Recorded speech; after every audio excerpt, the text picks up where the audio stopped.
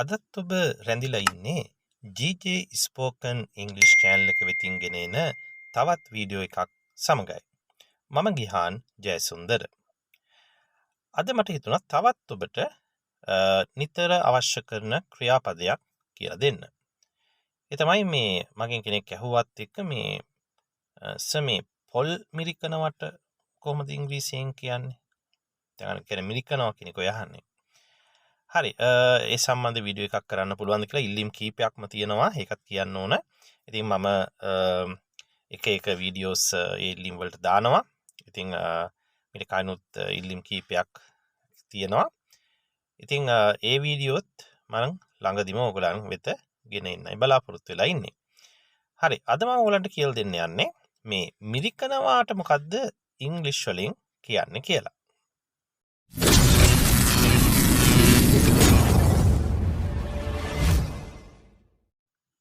අපි ඇඟිලි යොදාගෙන යම් දෙයක් මිරිකනවා නේද? හරි. අන්නේ මිරිකනවට ඉංග්‍රීසියෙන් කියන්නේ ස්ක්වීස් කියලා. ස්ක්වීස්. දැන් මම පළවෙනි උදාහරණය don't squeeze. මිරිකන්න එපා. මිරිකන්න එපා don't squeeze. විධානයක් ලෙස, නැතාර්ථ විධානයක් ලෙස එතන මම වාක්‍ය යොදාගෙන තියෙනවා. ඊළඟ බලන්න දෙවෙනි උදාහරණය ගාපු පොල් ටික මිරිකන්න. මේක තමයි කෙනෙක් මම ඇහුවේ. Squeeze the scraped coconut. Squeeze the scraped coconut. Scraped coconut කියලා කියන්නේ ගාපු පොල්. දැන් ගාපු පොල් මිරිකන්න. Squeeze the scraped coconut. දැන් මේ උදාහරණය බලන්න. හොඳින් මිරිකන්න. අපි කියන්නේ හොඳට මිරිකන්න. Squeeze well. Squeeze well. හොඳින් මිරිකන්න. ඒ වගේම මේ විදිහට මිරිකන්න යම් දෙයක් කෙනෙක් පෙන්වනවා ඔහොම නෙමෙයි මේ විදිහට කරන්න squeeze like this then like this මේ විදිහට like that ඒ විදිහට නැත්නම් ඔය විදිහට කියන්න පුළුවන් squeeze like this මේ විදිහට මිරිකන්න. ඔව් දැන් කෙනෙක් කියනවා මේ සෝස් එන්නේ නැහැ නේ මේ බෝතලෙන් සෝස් එන්නේ නැහැ. සෝස් බෝතලේ මිරිකන්න එතකොට ඔය චුට්ට මිරිකන්න බෑ. Squeeze the bottle of sauce. The bottle of sauce කියලා කියන්නේ sauce බෝතලය. එහෙනම් squeeze the bottle of sauce. sauce බෝතලය මිරිකන්න. එතකොට එයි. ඔව්. දැන් දෙවෙනි උදාහරණය බලන්න. Squeeze the lime. නැත්නම් squeeze the lemon. දෙහි ගෙඩිය නැත්නම් lemon ගෙඩිය මිරිකන්න. දැන් මේ lime සහ lemon අතරත් පොඩි වෙනසක් තියෙනවා. ඔහොමම ඒකත් ඉගෙන ගන්නකො. දැන් ඔය ලයිම් කියලා කියන්නේ අපි ගෙදර සාමාන්‍යයෙන් පාවිච්චි කරන දෙහි තියෙන්නේ. අනේ දෙහි ගෙඩිය ලයිම්. ලෙමන් කියන්නේ ලොකු ගෙඩි. අර කහ පාට ලොකු ගෙඩි තියෙන්නේ. කොළ පාට ඒවත් තියෙනවා. සමහරු රට දෙහි කියනවා, සමහරු පෝචි දෙහි කියනවා. ලෙමන් තියෙනවා සමහර ගෙවල් ඔබ දන්නවා ඇති. ඔබේ ගෙදරත් සමහර තියෙනවා ඇති. එතකොට අන්නේ ලොකු ගෙඩි ඒවල් ලෙමන්. ඉතින් squeeze the lime නැත්නම් squeeze the lemon. දෙහි නැත්නම් ලෙමන් ගෙඩිය මිරිකන්න. ඊළඟ උදාහරණය තියෙනවා squeeze the tube of toothpaste. දැන් the tube of toothpaste කියලා කියන්නේ දත් බෙහෙත් එක. අර ටියුබ් එකක දාලා තියෙන්නේ. ඔබ දන්නවා. එහෙනම් squeeze the tube of toothpaste. දත් බෙහෙත් එක මිරිකන්න. ඔව් එතකොට නේ දැන් අපි දත් බෙහෙත් මිරිකුවාමනේ එළියට එන්නේ ඒක. ඒකයි ඒ කියන්නේ. ඔව් ඒ වගේම මේ ආකාරයෙන් ඔබට ව්‍යාකරණානුකූලව මේ ස්ක්වීස් කියන ක්‍රියාපදයේ යොදා ගනිමින් කතා කිරීමට හැකියාව තියෙනවා. දැන් බලන්න පළවෙනි උදාහරණය I squeeze. මම මිරිකනවා. මේ කියන්නේ පුරුද්දක් වශයෙන් මිරිකන එකක් කතා කරන්නේ සරල වර්තමාන කාලයයි I squeeze මම මිරිකනවා. ඔව් ඒ වගේම දෙවන උදාහරණය බලන්න. ඔහු මිරිකනවා. ඔහු මිරිකනවා. He squeezes. දැන් සරල වර්තමාන කාලයේ ඒක වචන කතරොන්ට શબ્දයක් දාන්න එපා. ඔබ ඉගෙන නැති ඒ શબ્දයක් දාන්න ඕන අනිවාර්යෙන්. එතකොට he squeezes. he squeeze කියන බෑනේ. he squeezes. ඔහු මිරිකනවා.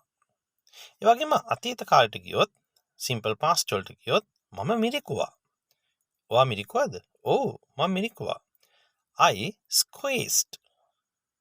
I squeezed. D එකක් එකතු වෙනවා. squeeze කියන ක්‍රියාපදයට. මම මිරිකුවා I squeezed.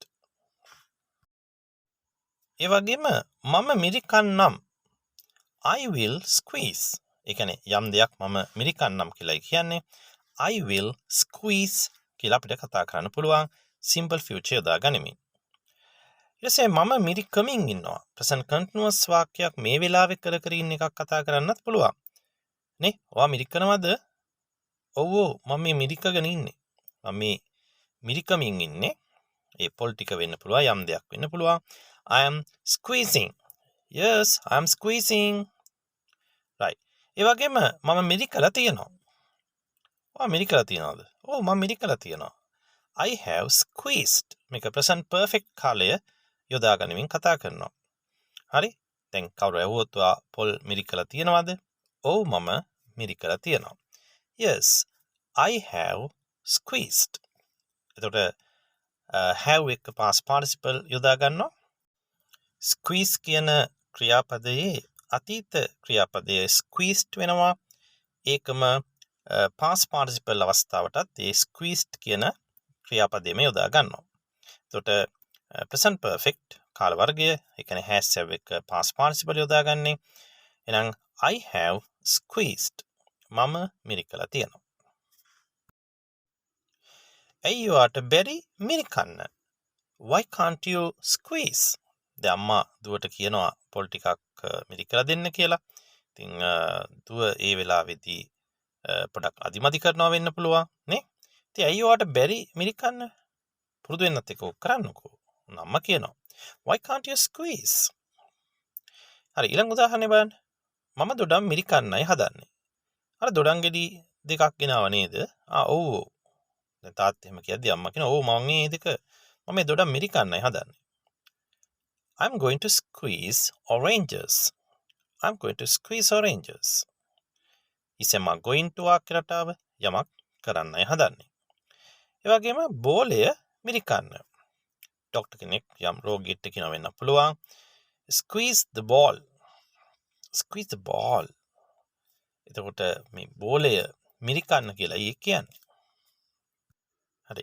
අද මම ඔබට කියලා දුන්නේ squeeze කියන ක්‍රියාපදය ගැන. ඒ කියන්නේ මිරිකනවාට කියන ක්‍රියාපදය squeeze කියන ක්‍රියාපදය කොහොමද වාක්‍යයන්හි භාවිතා කරන්නේ කියලායි. ඉතින් මම හිතනවා අදත් ඔබ දෙයක් ඔබේ දැනුමට එකතු කරගන්න ඇති කියලා. එහෙනම් දිගටම GJ Spoken English channel එකත් එක්ක රැඳිලා ඉන්න. ඔබට ඉතාමත්ම වටිනා වීඩියෝ නරඹන්න එතකොට හැකියාව තියෙනවා. එහෙනම් අපි තවත් දවසකින් හමු වෙමු. ඔබට සුබ දවසක්.